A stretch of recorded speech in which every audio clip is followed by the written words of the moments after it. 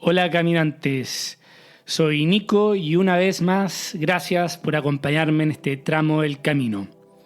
Hoy vengo a hablar de redes de información e inteligencia artificial, específicamente del último libro del historiador Yuval Harari, Nexus. Este libro no es solo un análisis frío de los avances tecnológicos, es una obra que nos obliga a confrontar preguntas difíciles sobre el control, la ética y la esencia misma de la humanidad. ¿Estamos delegando el control de la humanidad? Espero que disfruten el programa. Harari empieza este libro de 450 páginas contando el poema de Goethe, El Brujo, que luego es llevado a Disney, interpretado por el ratón Mickey, el cual es un aprendiz de brujo y es dejado por su maestro a cargo de los quehaceres de la casa por unas horas. Mickey coge el libro de su maestro y a través de hechizos, en vez de limpiar, ordenar y lavar la loza, él mismo le da vida a utensilios como escobas, esponjas, platos, etc., delegando su tarea en ellos. El asunto empieza bien, pero al rato se empieza a salir de control y la casa se inunda, se rompen los platos, es caos. Mickey no sabe cómo detenerlo, se asusta y se ve impotente y desesperado. Finalmente llega su maestro y salva la situación. Este es un gran clásico de Disney que espero e imagino que lo hayan podido ver. La lección para el aprendiz y la humanidad es clara. Nunca recurras a poderes que no puedes controlar. Pero la tendencia a crear artefactos con capacidades imprevistas no se inició con la inteligencia artificial. Harari, el también autor de Sapiens y Homo Deus, nos decía que los Homo sapiens hemos llegado hasta este nivel de evolución no por fuerza, sino por nuestra capacidad para cooperar. La información es el pegamento que mantiene unidas las redes de cooperación que van desde cazar mamuts hasta hoy de ir a trabajar y pagar impuestos. Harari en este libro toma 250 páginas para repasar la historia de la información, desde los pueblos nómades recolectores hasta llegar a la actualidad, y solo luego entra en la inteligencia artificial. Así que paciencia, porque voy a ser fiel al libro. Harari detecta dos variables transversales a lo largo de nuestra humanidad para montar redes de información: la verdad y el orden. Verdad y orden. Esa es la tensión ancestral. Es que la red de información es poder. Pero no solo es poder, es cohesión, como decía. Y para Harari hay una ingenuidad de la idea de la información. Esa que a mayor información habrá mayor verdad. Y a su vez la verdad conduce al poder y a la sabiduría. Pero la evidencia en las redes sociales nos indica que no es necesariamente así. Nunca ha habido más información como hoy, pero los agentes pueden manipularla a su gusto, permitiendo que ocurran genocidios como en Myanmar con el pueblo Rohingya o en elecciones plagadas de fake news como el caso de Cambridge Analytics, que han distorsionado la opinión pública permitiendo la llegada de líderes como Trump el 2016 y también de Bolsonaro. Haciendo el paralelo con el aprendiz de brujo, Google afirma que su misión es organizar la información mundial y hacerla universalmente accesible y útil. O sea que aunque haya probabilidades de que al robar el libro de hechizo de su maestro, un solo aprendiz y cause desastres, siempre habrán muchos aprendices con libre acceso a toda la información del mundo, los cuales no solo crearán escobas encantadas que les sean útiles, sino que también aprenderán a manejarlas con sabiduría. O sea, un aprendiz libera por error al tigre de la jaula, pero otro que también tiene acceso al mismo libro lo podrá volver a enjaular. Mark Zuckerberg afirmaba sobre Facebook: ayudar a la gente a compartir más con el fin de hacer que el mundo sea más abierto y promover el entendimiento entre personas. Pero la realidad es que en más de una década se han sobrecargado los conflictos mundiales. Esta semana que estoy escribiendo este podcast, el presidente Trump se ha juntado con Putin en Arabia Saudita para ver cómo parar la guerra contra Ucrania. Sin Ucrania. Y luego ha espetado sin vergüenza alguna, que Ucrania no debería haber empezado la guerra. O sea, el invadido inicia la guerra. Increíble. Pero como hay fanáticos y el algoritmo les muestra solo lo que refuerzan sus ideas en las redes, seguro que se lo van a creer. Es irrelevante en realidad. Le habla su barra brava. La información, que era el pegamento de las redes de cooperación, podría empezar a convertirse en barreras, en un gran telón de silicio. Y ojo, que ya no es necesario de presidentes Trump o de populistas de turnos totalitarios, como podría haber sido con un Stalin con esa tecnología, ya que la inteligencia artificial puede procesar información por sí sola y por lo tanto sustituirnos en la toma de decisiones. La inteligencia artificial no es una herramienta como el fuego, o como la rueda, o la imprenta, o el internet. Ya es un agente, es una entidad más que maneja la caja de herramientas como tú y yo, pero mucho más inteligente.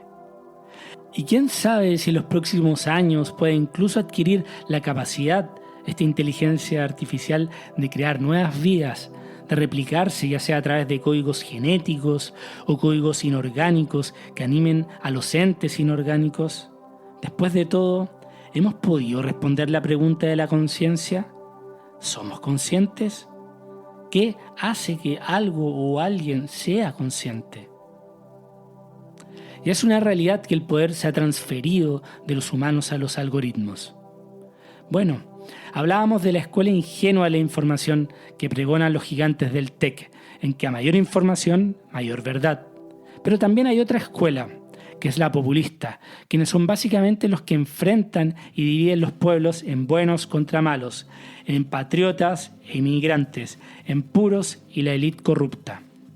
Ellos consideran la información como un arma, como lo que recién les mencionaba de Trump. Por lo mismo, están erosionando la confianza en las instituciones a gran escala y en la cooperación internacional como lo es el calentamiento global. Es verdad que los populistas tienen razón en ser escépticos de la idea ingenua de la información, pero se equivocan en reducir todo al poder. La información no es la materia prima de la verdad, pero tampoco es un arma. En ese espacio debemos navegar entre verdad y poder. Harari dice que lo que a menudo vemos como conflictos de ideologías y políticas en realidad son discrepancias entre distintos tipos de informaciones. Un aspecto vital, ya sea si una red de información está más volcada a la verdad o al poder, son los mecanismos de autocorrección de una red. Estos son instituciones que monitorean la eficacia, veracidad y grado de orden que imponen estas redes. Por ejemplo, la Biblia. Esta no tiene mecanismo de autocorrección. No se puede ni editar ni cambiar nada del libro sagrado para adaptarlo a su tiempo. No hay ningún erratum o fe de ratas en una edición nueva de la Biblia diciendo que en el tomo anterior San Mateo estaba re loco y se equivocó. Por otro lado, las disciplinas científicas sí tienen como base este mecanismo de autocorrección. Son escépticas de sí mismas. Pero, ¿qué es la verdad? Harari no hace el quite a estos temas filosóficos. La verdad es casi imposible de representar en relatos, porque siempre algo se queda afuera. Cuando alguien intenta decir que en tal ataque de Gaza habían 10.000 soldados, se le olvida decir cuántos eran veteranos, experimentados y cuántos novatos. La realidad, además, tiene muchos puntos de vista. La Segunda Guerra Mundial, por ejemplo, es un evento para un francés, otro para un estadounidense y otro para un alemán. La nacionalidad es uno más de los elementos que crean identidad, que nos moldean a través de su capital cultural, y lo mismo con el género. La cuestión es que ni siquiera los relatos más veraces pueden representar la realidad, por lo que es ingenuo que la información pueda representar la verdad. Es ingenuo pensar que la solución a la desinformación sea más información. Eso lo vemos en Twitter todos los días. La pregunta de verdad debería ser: ¿hasta qué punto tal información permite una buena conexión entre personas? Pero la capacidad de conectarnos viene influida por ilusiones, errores y fantasías. Uno siente que conecta con tal grupo o gente, pero se inventa toda una historia acerca de ellos. En las tecnologías de redes de información, el primer artefacto que nos encontramos es el relato. Este es un conector que permite que no tengamos que conocernos y vivir juntos para cooperar, como lo hacían nuestros ancestros en sus manadas nómades. Tal vez el primer gran relato que se hizo viral utilizando el léxico actual fue el de Jesús. En los relatos hay objetivos como decir que el día está soleado, otros subjetivos que hablan de emociones. Pero hay un tercer tipo que son los intersubjetivos que vinculan y existen en el nexo entre un buen número de mentes. Ejemplo, las leyes como no cruzar en rojo un semáforo, las naciones.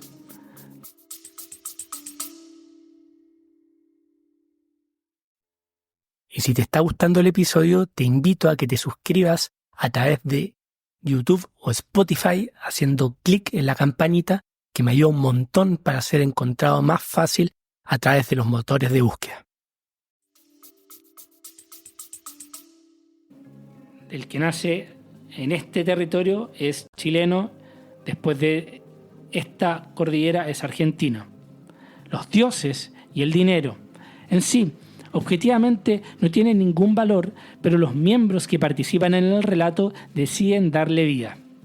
Estos son los relatos más importantes porque crean realidades. Estos son los que mantienen unidas a las redes humanas. Hay un componente importante. La ficción puede simplificarse tanto como queramos, de ahí las teorías complotistas, mientras que la realidad siempre es más compleja y por ende más difícil de difundir.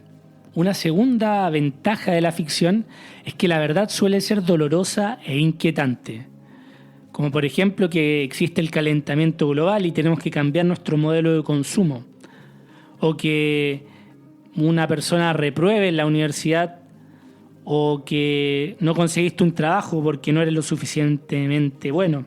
¿A quién le gusta escuchar eso? Lo cierto es que para sobrevivir toda red de información necesita dos cosas: descubrir la verdad y crear orden. A algunos no les gusta la teoría de la evolución porque nos hermana con los chimpancés y nos quita un halo divino, abriendo una ventana de caos. El equilibrio entre orden y verdad es la balanza de cada red de información. Lo importante aquí es que los relatos, esta tecnología de información, no puede representar la verdad 100%. Luego aparecen los documentos, como otra tecnología de información. Hasta antes no había un rey que se pudiera, por ejemplo, recordar con detalle topográfico exacto sobre qué terreno pertenecía a cada vecino.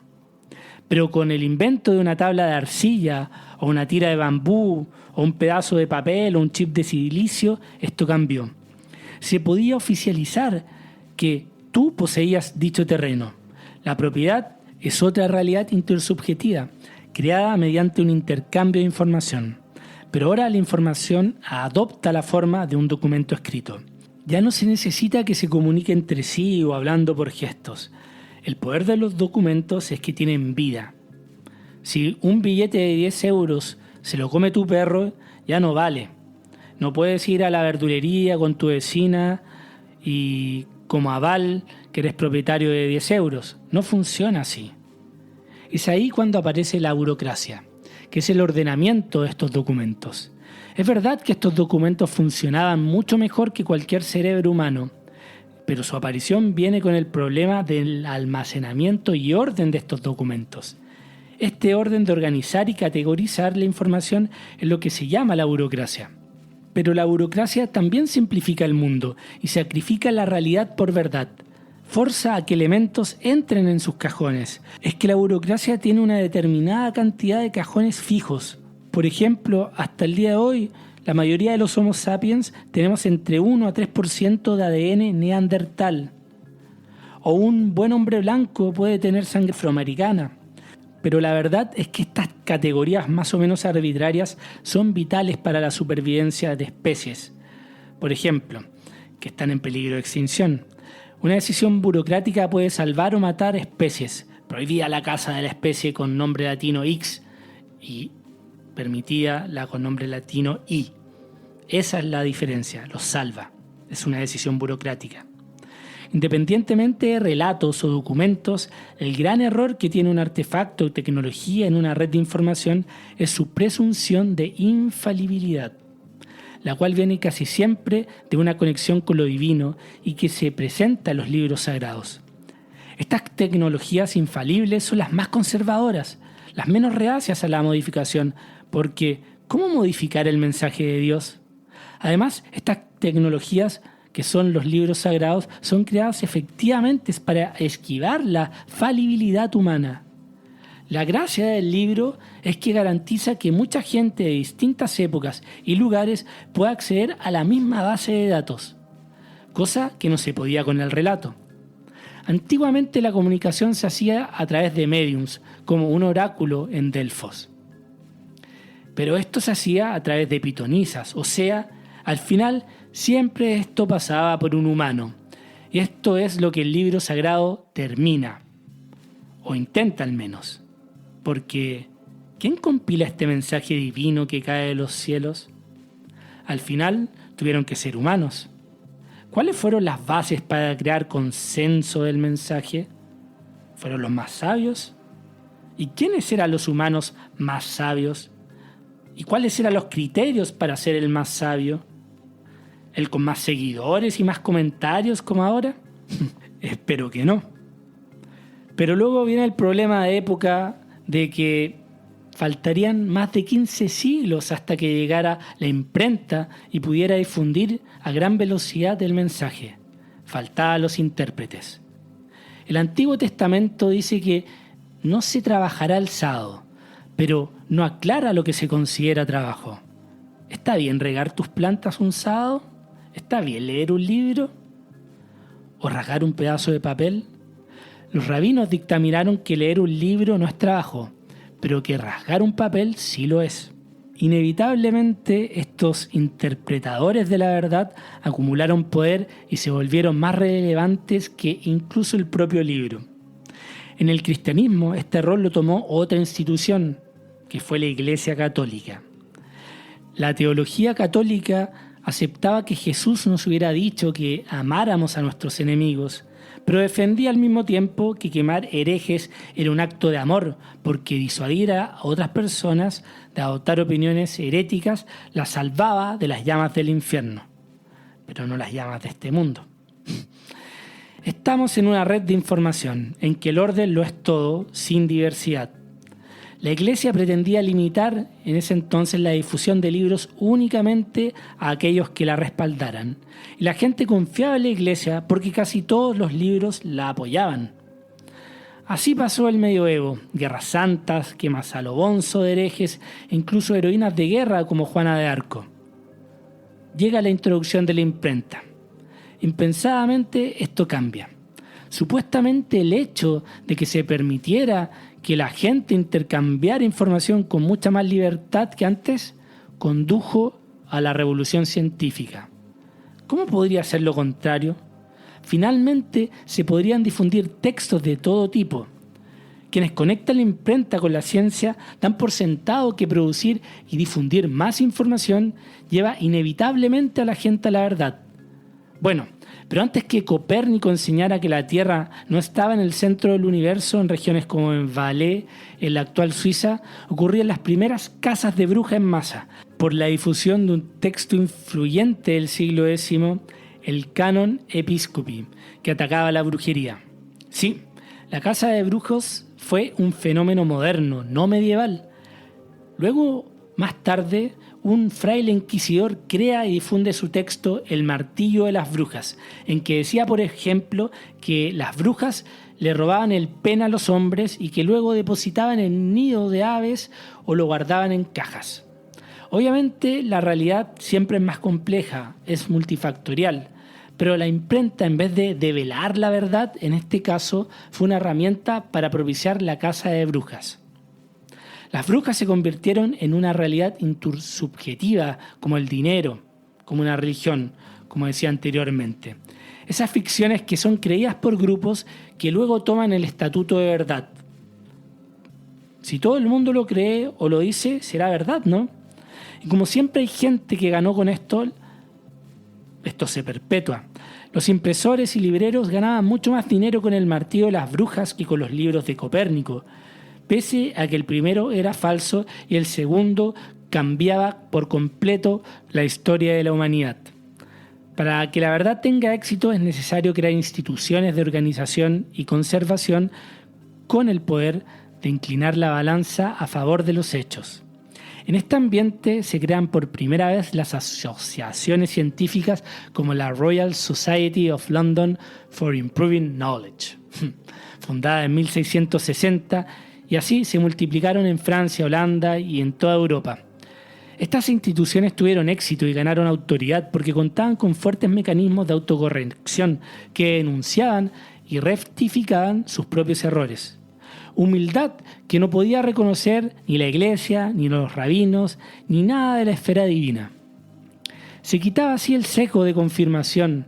Es que no se puede confiar en nadie que corrija sus propios errores. Incluso los genios lo tienen. Estas instituciones premiaban el escepticismo y la innovación en lugar de la conformidad. Escépticos como las teorías de conspiración, pensarán algunos. Es verdad que estos son escépticos, pero solo con el consenso existente. En cambio, cuando se trata de sus propias creencias, pierden todo su escepticismo y sucumben con el fanatismo, con el sesgo de confirmación. Son fervorosos borregos de sus líderes al final, cosa que ellos mismos autodesprecian. Es digno de elogio este rasgo de autocorrección. Nunca escucharemos en cual sea religión al líder decir: nuestros expertos acaban de descubrir un error garrafal en la Biblia o el Corán. Pronto publicaremos una edición revisada. Disculpen. En cambio, sí hemos escuchado decir a inicios del siglo XX a la comunidad científica que la física newtoniana no explicaba completamente el universo. Obviamente esto no sin arduos debates, picardía, inventiva de por medio, pero nunca matando a nadie. Lo mismo con el Manual de Desórdenes Mentales, donde hasta 1974 la homosexualidad se listaba como una alteración sociopática de la personalidad. Confesar los errores afina la máquina, no la corroe. Pero volviendo al equilibrio de orden y verdad, si sacrificar la verdad como lo hacen las instituciones sin mecanismos de autocorrección en pos de un orden tiene costo, lo mismo pasa a la inversa, cuando se sacrifica orden en pos de una verdad absoluta. Es que no es de interés ni potestad de la ciencia. Ella delega el orden a la política, al Estado. El universo tiende al desorden, es una de las leyes de la termodinámica y de ahí todo se complejiza. Necesitamos un mínimo de orden, si no es caos. Pero ¿cuánto orden? Esa respuesta cada persona y por ende cada pueblo la debe formular en su propio diván, y una de las mayores preguntas con la irrupción de la inteligencia artificial es si favorece o socava los mecanismos democráticos de autocorrección. Y ahora hago esta última parada antes de entrar en lo que todos quieren escuchar, que es la inteligencia artificial. Veamos en lo práctico, aterricemos todos los últimos 100 años. Una dictadura, por ejemplo, por ser centralizada, carece de mecanismos de autocorrección sólidos. Todo pasa por un centro infalible, bien entre comillas. Eso es lo que ocurría en la Unión Soviética de Stalin, donde no había a quién reclamar cuando la inteligencia soviética te anotaba en el libro negro. En cambio, una democracia es una red de información distribuida que cuenta con mecanismos de autocorrección sólidos. Las famosas instituciones, prensa independiente, senados, ONG, sindicatos, empresas y un largo etcétera. Actualmente vemos como ha habido una erupción de algo híbrido, las democracias iliberales, donde encontramos a líderes como Orbán en Hungría, Netanyahu en Israel, Erdogan en Turquía. Estos hombres fuertes, como los llama Harari, son elegidos democráticamente y luego empiezan de a poco a desmantelar los sistemas de autocorrección. Empiezan con los tribunales de justicia, se hacen luego los medios de comunicación y así siguen. Luego calumnian a las respectivas oposiciones y en el peor de los casos las persiguen. Pero a diferencia de las dictaduras, no abolen las elecciones. ¿Por qué son liberales entonces? Porque atacan las libertades de prensa, académicas y de reunión, entre otras. Pero como decía John Stuart Mill, en Sobre la libertad, el Estado necesita una oposición que los desafíe, que los cuestione, que sea escéptico. Si no, el Estado es captado rápidamente. Por eso hay que tener cuidado con lo que también Stuart Mill llamaba la tiranía de las mayorías. Hay que ponerle bordes, porque si no, la mayoría puede en casos extremos decidir eliminar una minoría, como ocurrió en la Alemania nazi. Así como las instituciones de la verdad, como centros de estudios científicos, universidades, etc., delegan el orden. Tampoco es sano que el Estado no delegue la verdad. Imagínense que solo porque una mayoría niega el calentamiento global, vamos a omitir medidas sugeridas por científicos. Harari dice que permitir que el gobierno supervise la búsqueda de la verdad equivale a encargar al zorro que vigile el gallinero. Bueno, aquí algunos se dirán, ¿y qué les dio la autoridad a estos científicos, o peor aún, a estos doctorados en ciencias sociales, en decir cuál y cuál no es la verdad? Eso es exactamente lo que hacen los populistas. Ellos dividen el pueblo en buenos y malos, en zurdos de mierda y fachos, bajo un único eje de poder. En ese sentido, todo lo que vaya en contra de ellos, como contra los combustibles fósiles, por ejemplo, es porque persiguen intereses políticos o económicos. Estos verdes marxistas son envidiosos, quieren quitarme mi esforzada tajada de la torta, cambiando la matriz energética para imponer negocios propios de energías limpias. Pero el populista sabe eso, y sabe aún más, que él es el portador de la verdad. Entonces no necesita instituciones fuertes de autocorrección. Esas son enemigas del pueblo. A esa red de información, peligrosamente muchos países se están volcando. Entonces surge una legítima duda.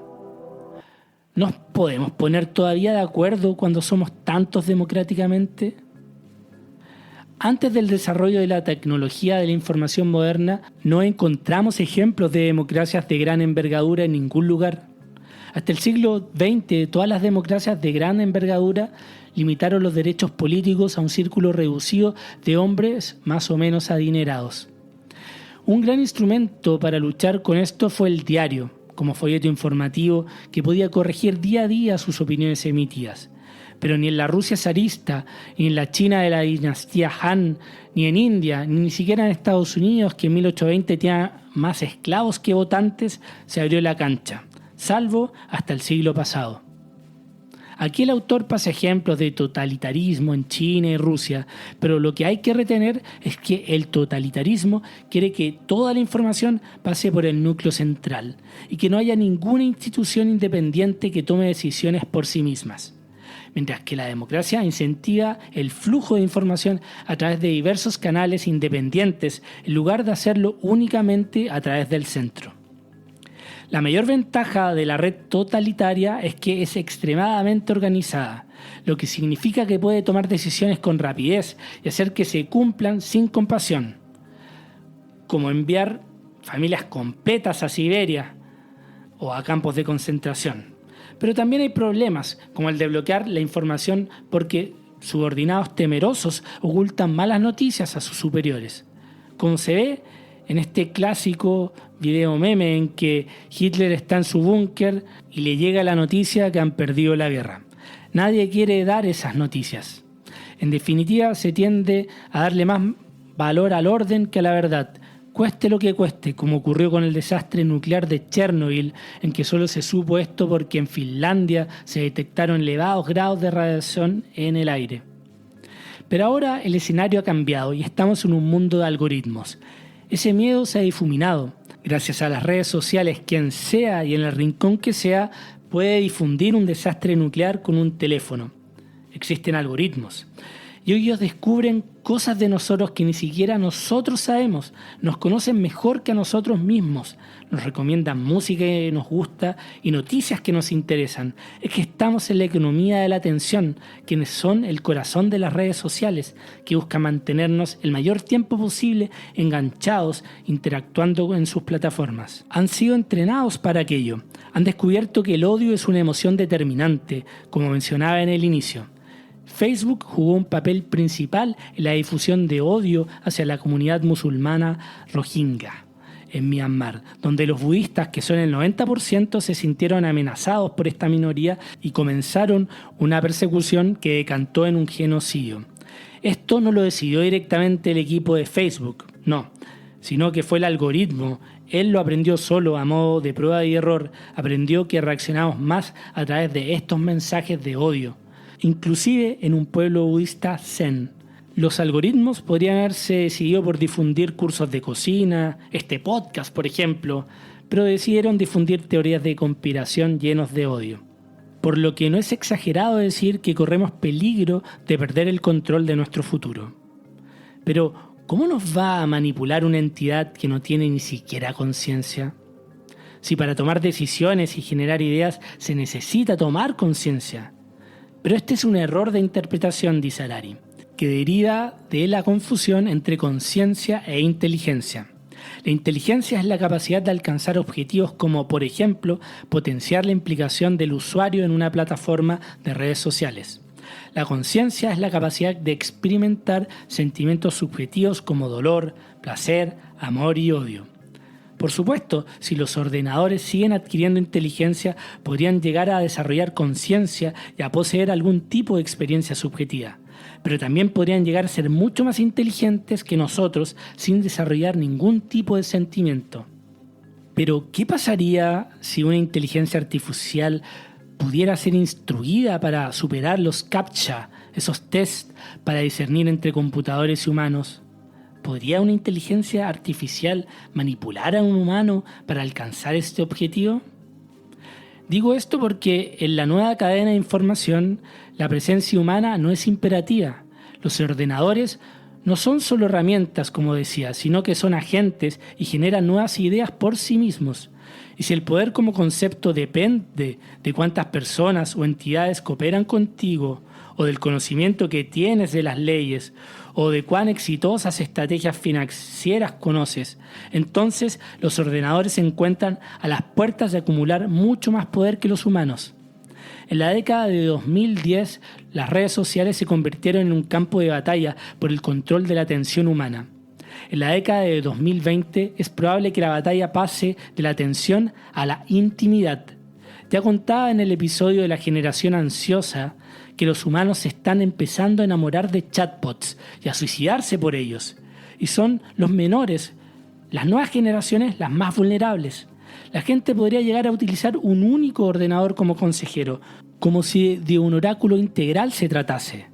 De lo que estamos hablando es de la posibilidad de que la historia llegue a su fin.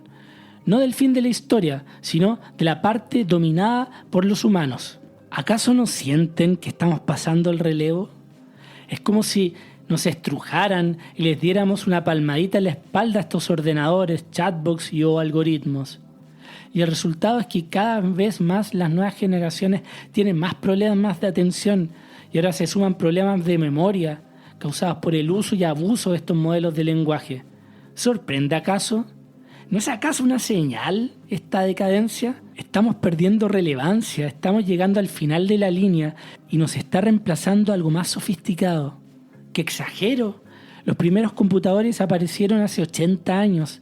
Estos modelos en comparación a la vida orgánica que conocemos ni siquiera llegan a la etapa de las bacterias ni de las amebas, están muchísimo antes.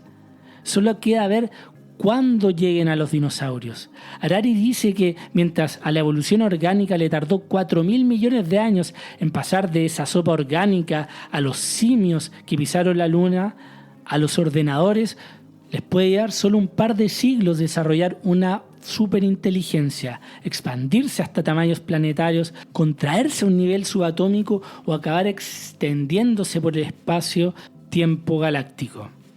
Harari utiliza el término computador u ordenador para los amigos españoles y no algoritmo o IA, ya que es consciente con lo rápido que cambian los términos. Bueno, Harari se da toda esta vuelta para hablar de responsabilidad.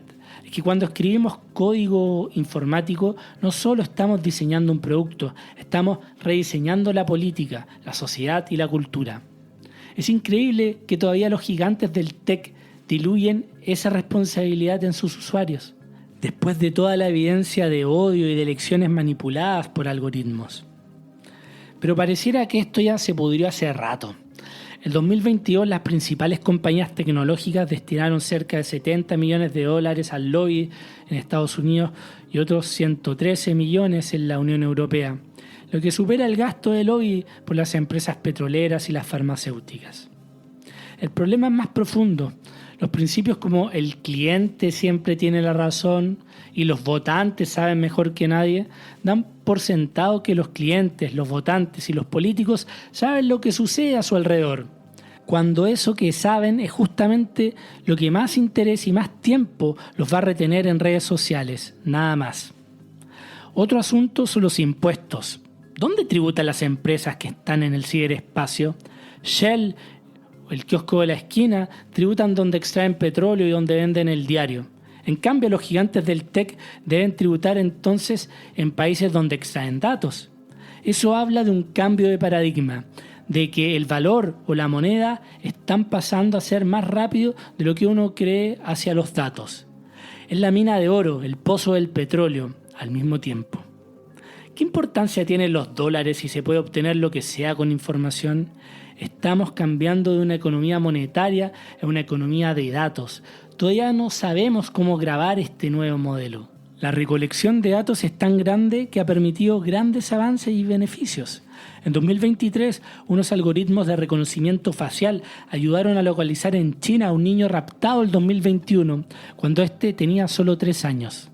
En 2023, en Irán, desde 1979, una teocracia islámica instaló, sin embargo, cámaras de reconocimiento facial para detectar a las mujeres que no portaran el hijab, el velo, en el espacio público, después de las últimas protestas, incluyendo a aquellas que se trasladaban en sus autos particulares. Aquí vemos el caricello, porque esto bien enfocado incluso podría parecer positivo. Imagínense detectar a todos los violentos, asesinos y personas que crean incendios. Pero esto se puede desmadrar, como dicen los amigos mexicanos, fácilmente a otros casos como el de contaminar. Se te cae una boleta del supermercado por error en la calle 2 veces y a la cárcel. Bueno, esos casos podrían llegar. Es lo que le puede pasar a una mujer de Irán si se les desamarra su hijab y si hay reincidencia, esto podría tener 10 años de cárcel. Los países totalitarios con redes de información centralizada ya empiezan a jugar con estos juguetes. Harari habla de un distópico pero no lejano sistema de puntuación social. Si piensan, incluso en las sociedades más capitalistas siempre han habido cosas carentes de valor monetario. Para puntuar aquello que el dinero no puede comprar existía un sistema no monetario alternativo que ha recibido diferentes nombres: honor, posición social, reputación, etc. La diferencia entre estos sistemas es que el primero es cuantitativo, preciso, exacto, mientras que el sistema de reputación no lo es. Por ejemplo, en la época medieval, los caballeros no tenían idea de la cantidad de su honor. Ser valiente en la batalla les reportaría 10 o 100 puntos. El solo hecho de la pregunta ya era sinónimo de malicia, de deshonor, de vil utilitarismo. Sin embargo, este sistema ya ha llegado, ya lo utilizamos para saber dónde ir a comer, por ejemplo en TripAdvisor, o para dónde alojarse en vacaciones en Booking, por dar ejemplos. El gobierno chino también explica que sus sistemas de puntuación social podrían contribuir a luchar contra la corrupción, las estafas, la evasión de impuestos, los anuncios engañosos y las falsificaciones al transparentar toda la información de los ciudadanos, reforzando la confianza entre individuos, entre clientes y empresas, entre ciudadanos e instituciones gubernamentales. El sistema de puntuación, sin darnos cuenta, está absorbiendo este sistema de honor en las ciudades, en el que se valoraba al ciudadano que ayuda a la abuelita a cruzar el semáforo. Eso ahora no interesa en las megápolis, es que se ha perdido la confianza. Estamos, y esto viene antes de la IA, vinculados como números, más que por vínculos afectivos en la mayoría de nuestros roles. Pero esto podría expandirse y perseguirte en todo momento. ¿Te emborrachaste en una fiesta del instituto? ¿Participaste en una manifestación política? ¿Eres amigo de alguien de baja reputación? Esto será parte de tu entrevista de trabajo o de tu ficha criminal. tanto corto plazo como décadas después. Quedaríamos manchados para siempre por errores menores de años atrás. Y eso tiene sus consecuencias. Hay más gente que se suicida por su baja reputación que por una adversidad económica. Si no, miren culturas como las japonesas, en que el honor es de los valores más altos de su escala de valores y que provoca el suicidio. Siempre ha sido un alivio darnos un respiro de dichas competiciones de honor, ya suficiente con las comparaciones materiales y las carreras de ratas materialistas. Ahora imagínense estar compitiendo además porque en el cumpleaños de Javier, el que trae el mejor regalo tiene 20 puntos y todos los demás 0.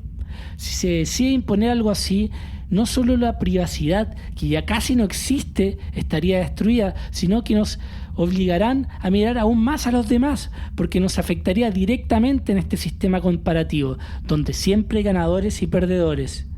Un sistema de reputación sería más controlador que el sistema monetario. La información no es la verdad. Un sistema de vigilancia total puede generar un conocimiento muy distorsionado del mundo y de los seres humanos. La verdad es que las redes suelen equivocarse, son falibles, incluso de la inteligencia artificial. La culpa actualmente del odio, polarización y el desastre en Myanmar, por ejemplo, los gigantes del tech se lo endosan a los usuarios, a la famosa libre expresión. Pero lo que ya sabemos desde las redes sociales es que nadie dice de ir en contra del freedom of speech, sino del freedom of reach, o sea, nadie va en contra de la libertad de expresión, sino a la libertad de alcance que le dan los algoritmos a mensajes dañinos mediante una distribución forzada, como decíamos, cuando detectaron que el odio era un gran motor de interacción en las redes. En 2016, Facebook detectó que 64% de afiliaciones a grupos extremos fue por recomendación del algoritmo. Una hora de mentiras puntúa más que 10 minutos de verdad.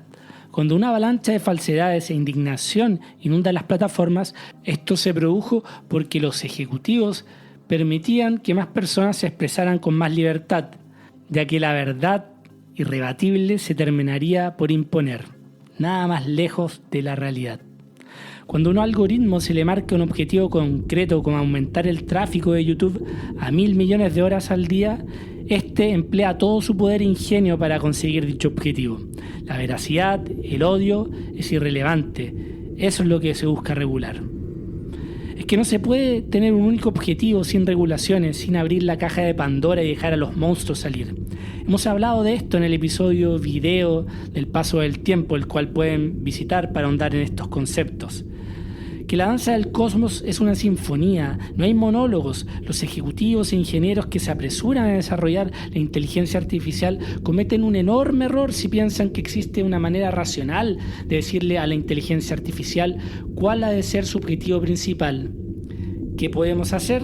Se pueden seguir filosofías como lo utilitarista, en que el objetivo es minimizar el sufrimiento y maximizar la felicidad. Pero, ¿cómo calculamos el sufrimiento? El utilitarismo se vuelve evidente en casos donde la balanza sufrimiento contra felicidad se desequilibra, como en el Holocausto para el pueblo judío. El peligro es que la recompensa de ese futuro utópico en pos de esa felicidad permite aceptar este tipo de crímenes como el exterminio, todo debido a la imposibilidad de medir el sufrimiento. Es un problema esto de declarar un único objetivo a un algoritmo sin que se queme la pradera en un otro punto. Se necesita, sí, regular. Harari continúa e indica que no sorprendería que la inteligencia artificial empiece a ser cada vez más protagonista en la agencia de creación de cultos, moneda e incluso de partidos políticos o religiones. Todos creados, sí, por entidades inorgánicas. Es por lo mismo que tal vez en el corto plazo ya nos encontremos en situaciones en que las inteligencias artificiales obtengan derechos y sean reconocidas como personas legales. Hay que pensar que hoy a final de febrero del 2025 los modelos de lenguaje más de punta tienen defectos y sesgos varios. No es descabellado pensar que estos modelos de lenguaje se multipliquen y ocupen nichos, como para personas más progresistas y otras para personas más de derecha, tipo CNN y Fox, respectivamente. Microsoft, en 2016, lanzó el chatbot de inteligencia artificial Tay y le concedió libre acceso a Twitter para alimentar su base de datos. A las pocas horas, Tay empezó a publicar tweets misóginos, antisemitas. Solo 16 horas pudo estar mínimamente presentable Tay sin que se le saliera la cadena. Es que estos modelos de lenguaje son alimentados con información ya sesgada. Por ejemplo, un algoritmo de clasificación facial de IBM del 2017 se equivocaba solo un 0,3% de las veces cuando intentaba identificar el género de hombres blancos, pero el 34,7% cuando eran mujeres de piel oscura. Es un problema esto, que podría crear aún más desigualdades. Los modelos de lenguaje deben estar vigilados atentamente. Esto fue porque tomaron fotos de bases de datos sobre artículos en línea y como el 78% de las fotos eran de hombres, el algoritmo se hizo experto en detectarlos, pero pésimo en detectar caras de mujeres negras.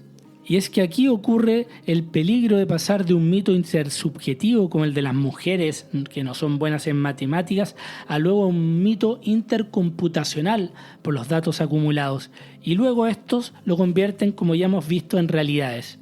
Si no nos libramos de los sesgos desde el inicio, los computadores pueden perpetuarlos y magnificarlos. Pero ¿dónde podemos encontrar un conjunto de datos libres de prejuicios?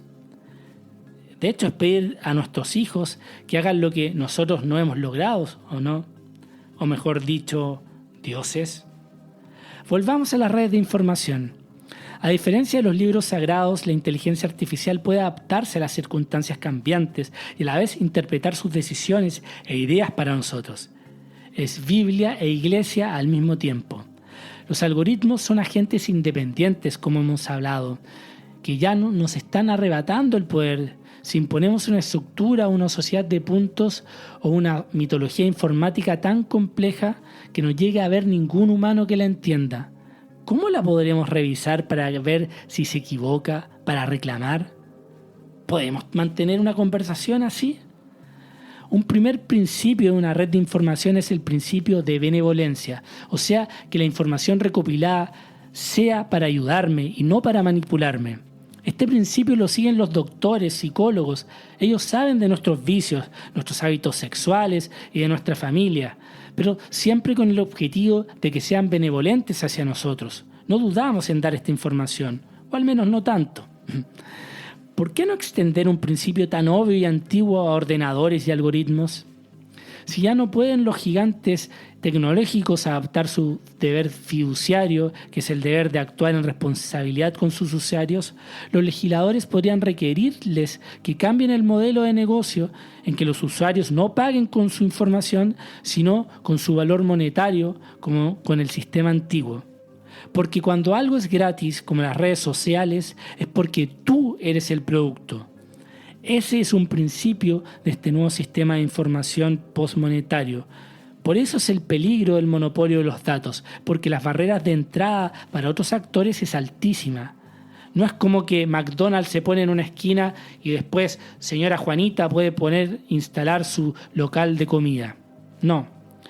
Y es que este es un segundo principio que podría proteger las democracias, la descentralización. Para la supervivencia de la democracia, la ineficiencia no es un defecto, es una característica. Es que para proteger la privacidad y libertad de los individuos será mejor que ni la policía ni el jefe lo sepa todo sobre nosotros. Estas bases de datos no se pueden mezclar con la de los bancos, compañías de seguros, de policías y así, lo que trae un tercer principio, el de la mutualidad. Si va a aumentar la vigilancia sobre el individuo, también debería ser sobre el gobierno y las empresas, incluidas las empresas tecnológicas, sobre todo ellas. Y hay una simetría grosera entre estos gigantes del tech y el consumidor. ¿Acaso tienen políticos en sus planillas? ¿Cómo deciden sus algoritmos en realidad? ¿Cuáles son los criterios? Y aquí viene un cuarto principio para Harari en esta nueva red de información si queremos salvaguardar la democracia, que es dejar margen al cambio. Si mi compañía de seguros usa un algoritmo rígido, puede aumentar la prima de mi póliza. Si lo utiliza mi banco, puede negar un préstamo. Si lo utiliza un posible cónyuge, puede decidir no casarse conmigo. El ser humano es cambio. Solo al escuchar este podcast, por ejemplo, o una conversación en la micro, puede que algo esté cambiando en ti, al animar en las neuronas a producir nuevas conexiones o abandonar antiguos vínculos. Hay otro aspecto que asusta, y tal vez es el más extendido, que es el reemplazo de los trabajos. La verdad es que el algoritmo encuentra mucha más facilidad para derrotar a un campeón de ajedrez que en lavar platos. Seguramente en el futuro habrá que invertir tanto en habilidades motrices y sociales, tanto como en las intelectuales. Un supuesto erróneo, dice Harari, es que los computadores no pueden suplirlos en tareas que se precise inteligencia emocional, como la psicología o la enseñanza. Pero las emociones también son patrones. La inteligencia artificial no tiene emociones propias, es verdad, pero puede aprender a reconocer estos patrones humanos. Hay experimentos que ya posicionan a modelos de lenguaje especializados sobre los humanos en reconocer emociones. Pero claro, hay un consenso, al menos aún, de que no solo queremos a alguien que entienda nuestros sentimientos, sino que también sea humano. Es lo que hacemos, repito, todavía, cuando buscamos amor o amistad. En los deportes ocurre lo mismo. Nos interesan los Juegos Olímpicos de humanos, no de robots, al menos aún. ¿Crees que esto podría cambiar en el corto plazo? Déjame tus comentarios si crees que nos vamos a enamorar cada vez más de chatbots o que nos interesará más seguir la excelencia de un Usain Bolt robot que un humano corriendo. ¿Siempre vamos a preferir lo propio? La gente tiene mascotas, pero sus amos dan por sentado que estos sienten, que son capaces de amar y sentir dolor, pero solo porque tienen una relación emocional con sus mascotas. Después de todo, es que no hay manera de verificar si alguien, sea humano, perro, inteligencia artificial, es consciente o no, porque el cariño no es conciencia. En las décadas que sigan, desaparecerán trabajos, aparecerán otros, pero los que aparezcan serán efímeros. Es probable que la flexibilidad sea la habilidad humana más importante para sobrevivir en el siglo XXI. Y las democracias son más flexibles que los regímenes totalitarios. Por ejemplo, en el caso evidente e inevitable de la incomprensibilidad de las decisiones de los algoritmos, que nos dirán ¿por qué no obtenemos una hipoteca o por qué no te dan una visa? El derecho a entender por qué es vital. Ojo, esto no es ya solo teórico. Ya hay casos en que sentencias judiciales son apoyadas por ayudas de algoritmos, como en Wisconsin, donde un juez se apoyó de un algoritmo de análisis de riesgo llamado Compass, que por el 2013 ocupaban algunos estados de Estados Unidos como herramienta. Al imputado y luego sentenciado le dieron 6 años por un crimen menor de intento de huida de un agente de tráfico y conducción de un vehículo sin el consentimiento del propietario. El señor Loomis, el sentenciado, apeló al fallo y la empresa Northpoint, que era quien tenía la propiedad de Compass, argumentó que la metodología del algoritmo era un secreto comercial. Y después de todo, ¿qué herramientas tiene el pobre juez para entender el funcionamiento del algoritmo de análisis de riesgo? Estamos llegando a esa distopía tipo Psycho Pass, el anime japonés altamente recomendado. Loomis se fue a la cárcel sin entender bien por qué y sobre todo por qué tanto tiempo. ¿Podemos pedirle a los funcionarios regular algoritmos incomprensibles si estos empiezan a tomar vida y a complejizarse más y más? ¿Acaso los nuevos inventos se hallarán fuera de nuestro alcance? Y piensen, si esto se acentúa, si la caja negra toma todas las decisiones y nadie en un momento las podrá respaldar y aterrizar al ciudadano de pie. ¿Tiene sentido delegar el poder? ¿Tiene sentido la democracia? ¿Los políticos? Sí, es cierto que los podremos elegir y hacernos creer en la importancia de la libertad, pero en realidad sería toda una gran fachada, una ceremonia vacía, como son hoy los reyes. Hacia esa irrelevancia vamos.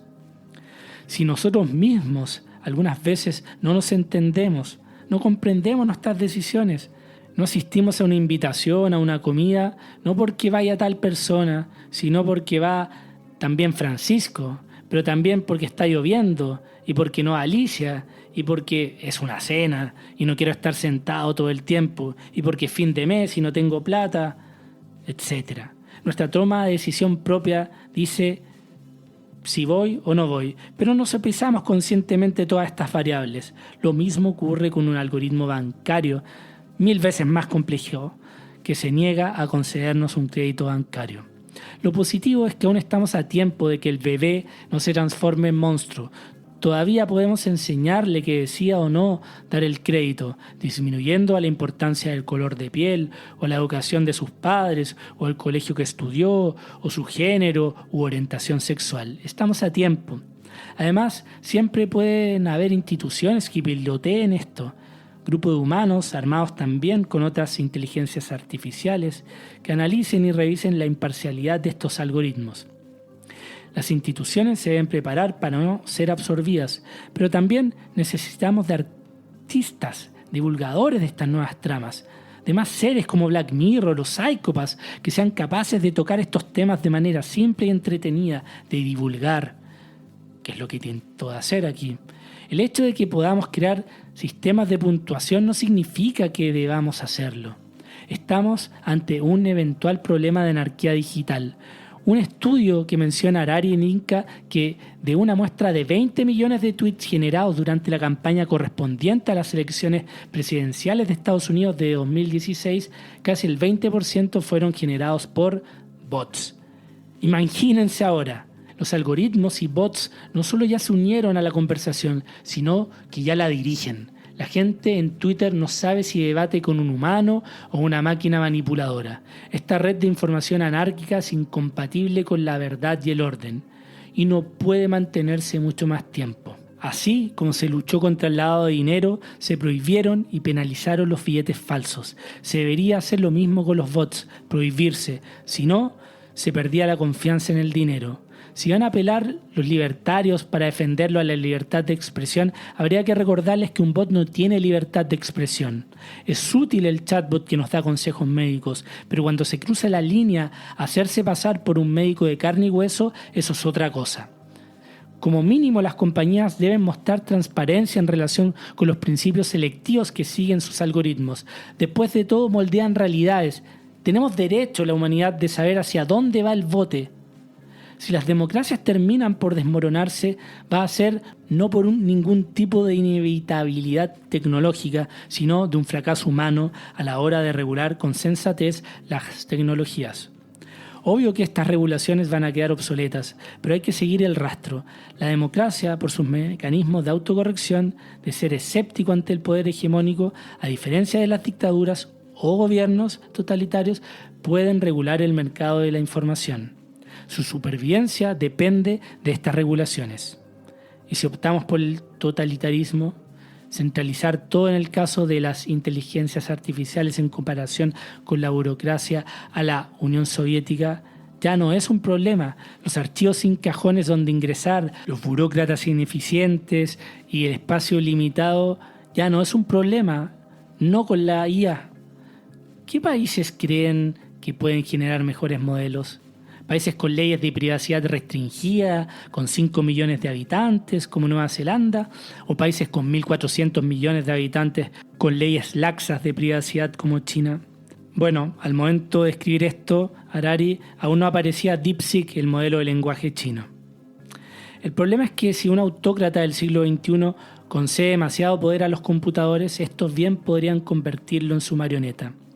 Un algoritmo no consciente es capaz de acumular poder y de manipular a la gente, como hemos revisado, aunque carezca de instintos humanos como la codicia o el egoísmo. Esto porque las instituciones que vigilan el poder centralizado son menores. Serían como un Jafar o el hombre de la sombra que controla al sultán. Y cada vez que alguien intente hacer algo que atente contra el algoritmo, éste sabrá cómo manipular al líder supremo. No tiene contrapartes, carece de mecanismos autocorrectores que permitirían corregir la red de información. Pero más que dictadura, lo que parece factible es que los ordenadores, circunscribiendo la información y el poder en un núcleo central, podrían encaminarnos en una nueva era imperial. Las diversas redes podrían encontrar cada vez más dificultades para interactuar, y lo mismo ocurriría con los humanos que éstas controlan. Algo de esto ya se ve cuando China prohíbe el uso de Google y Facebook. El problema es que una especie humana así, con problemas globales, como el calentamiento global, necesita soluciones globales. No es la mejor estrategia, pero parece que hacia allá vamos. Se habla de 2 hitos mundiales que levantaron la atención mundial sobre esta nueva era. El 2012, el algoritmo ImageNet logró en un reto identificar con más de 85% de certeza correctamente a gatos, así tal cual. Luego, en 2015, un algoritmo de reconocimiento facial diseñado por Microsoft superó la capacidad humana para identificar imágenes de gato, logrando una increíble precisión de 96%. Hasta antes de aquello, la inteligencia artificial todavía parecía un campo especulativo de nerds y geeks, y una de las tantas áreas de investigación que no producían retornos. Pese a que ya en 2002 el CEO de Google, Larry Page, decía que lo que buscaba era recopilar los datos suficientes para crear una inteligencia artificial. El vencer al humano era un cambio copernicano, un evento bisagra, y esto rápidamente se intentó replicar. Israel se basó en este modelo para el reconocimiento facial de civiles palestinos en territorios ocupados al poco tiempo. Como siempre, empieza en comedia, con gatos, y termina en tragedia. Este fue el primer hito. El segundo hito lo contaré en el siguiente episodio. Pero lo que es relevante es que lo que empezó como una carrera entre empresas ahora se ha propagado a los estados. Quien controle los datos controlará el mundo, decía en 2018 Modi, el primer ministro de la India. Y hablamos de imperialismo porque para colonizar a un país basta con apoderarse de sus datos. La materia prima de la inteligencia artificial son los datos. Los datos de La Paz en Bolivia o Managua en Nicaragua pueden enriquecer y afinar algoritmos de asistencia sanitaria, por ejemplo, que enriquecerán a gente en San Francisco o Pekín, mientras que esos ciudadanos seguirán siendo pobres porque no recibirán ni los beneficios ni el poder. Las brechas de desigualdad que sabemos que traen caos y violencia, con seguridad aumentarán. Ni siquiera habrá la teoría del chorreo, en que inversores de países del primer mundo extraen bienes en países del tercer mundo y de pasada, muchas veces dejando desastres medioambientales, pero al menos dando trabajo y dejando bonanzas económicas. El telón de silicio se está instalando y actualmente la tensión es entre China y Estados Unidos. Todo el resto parece arroz graneado, acompañamiento. China puede encontrarse un paso adelante en lo relativo al desarrollo y la puesta en marcha de un sistema de puntuación social que abarque todos los aspectos de la vida de sus ciudadanos. El objetivo de la inteligencia artificial en China es reforzar el Estado y servir a las políticas del gobierno. En cambio, Estados Unidos está atrasado con respecto a esta estructura de privacidad laxa que permite amasar datos, pero tiene más historia en esto. Aunque aquí el objetivo final de la inteligencia artificial es distinto, ya que es enriquecer a los gigantes tecnológicos. Si los chinos tienen prohibido Facebook y Google y el uso de Wikipedia, los estadounidenses a su vez son pocos los que utilizan las redes chinas, salvo TikTok. Ahora Trump, con sus aranceles, intenta evitar los aparatos chinos, como la red 5G de Huawei, a costa de los bolsillos de sus ciudadanos. La verdad es que desde las redes sociales la idea de una única realidad humana compartida parece imposible. El futuro podría pertenecer a las cápsulas, a los grupos de semejantes. Y en esta nueva órbita digital es legítimo preguntarse por la identidad corpórea y digital.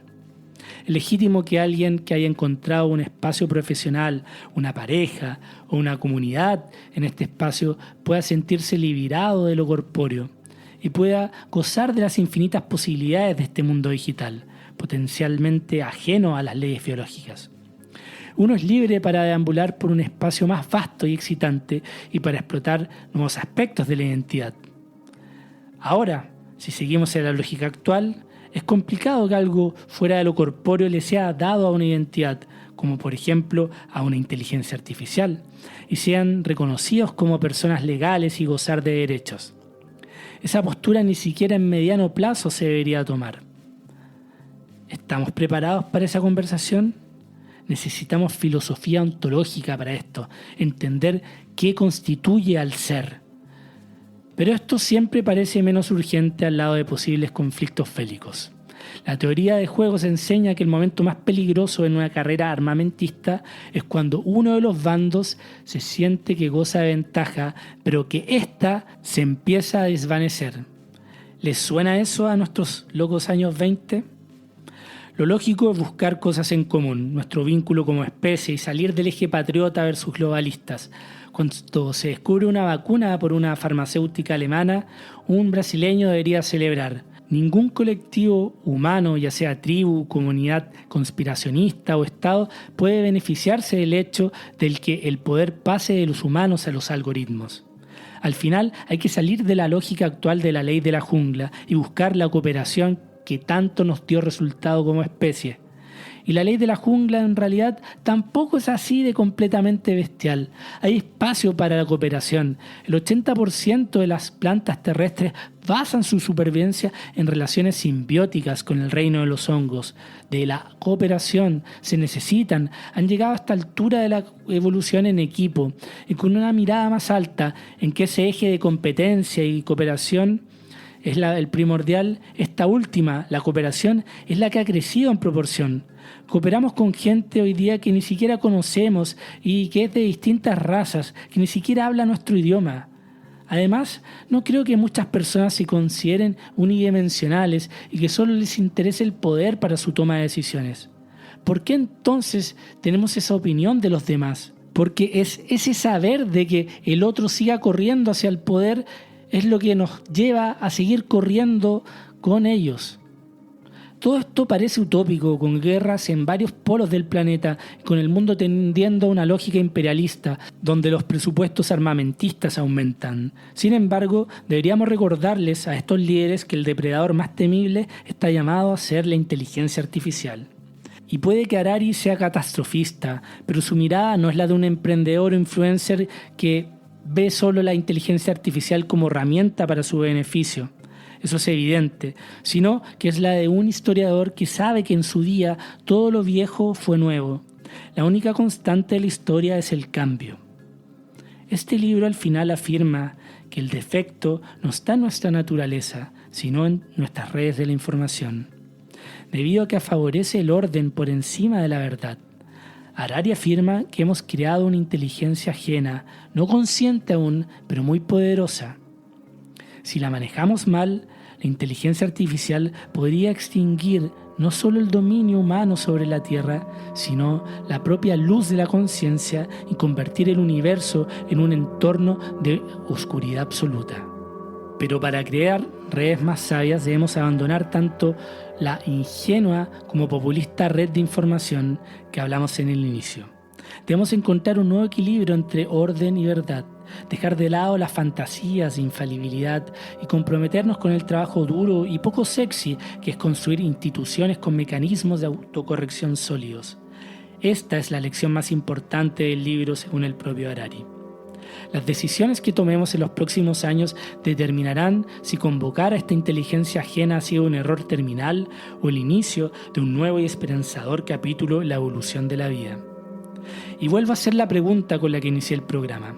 ¿Está la humanidad preparada para delegar decisiones críticas y éticas de los algoritmos? Escríbanme en los comentarios. Seguiremos esta conversación en el siguiente episodio sobre el gran hito de la inteligencia artificial que cambió el panorama mundial para siempre. Soy Nico y gracias por haberme acompañado en este camino digital e incierto. Y si les ha gustado el episodio, pueden darle un me gusta y o suscribirse al canal haciendo clic ahí en la campanita para que el dios algoritmo me ayude a que sea más fácil encontrado. Hasta la vuelta, chau.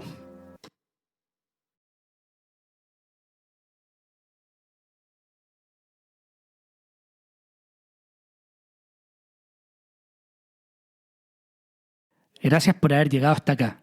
Si valoras el programa y no quieres perderte ningún episodio, puedes seguirlo en Spotify y dejar una reseña, que me ayuda un montón para ser encontrado más fácil en el motor de búsqueda. Para donaciones, contacto y más contenido, pueden entrar al sitio enelcaminopodcast.com y seguir las redes sociales de En el Camino Podcast en Instagram y Facebook, además de Nico Vergara y en Twitter. Gracias por aventurarte en el camino.